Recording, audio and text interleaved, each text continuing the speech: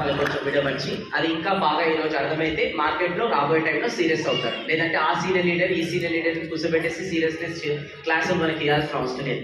Inflation అనేది ఒకటి ఉంటుందండి. ఇన్ఫ్లేషన్ అంటే ఏంటంటే మార్కెట్ లో ఏవైతే ఇప్పుడు మనం కొన్న వస్తువులు ఏవైతే ఉన్నాయో ఆ వస్తువుల ధరలు అనేది రాబోయే టైంలో పెరుగుతూనే ఉంటాయి. ఎవ్రీ ఇయర్ పెరుగుతూనే ఉంటాయి. ఎవ్రీ ఇయర్ ఇన్ఫ్లేషన్ అంటే వస్తువుల ధరలు వాట్ ఎవర్ ఇట్ మేబీ ఒక 10%, 5 నుంచి 10% పెరుగుతున్నాయి.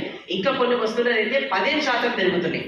కానీ ఈ రోజు మనం జాబ్ చేస్తున్నా, బిజినెస్ చేస్తున్నా, ఎవ్రీ ఇయర్ మన ఇన్కమ్ వచ్చేసి 5 నుంచి 10%. అంటే ఇన్ఫ్లేషన్ అక్కడ 5 నుంచి 10% ఉంది. మనం జాబ్ చేస్తున్న, బిజినెస్ చేస్తున్న 5 నుంచి 10% అనేది ఉంది.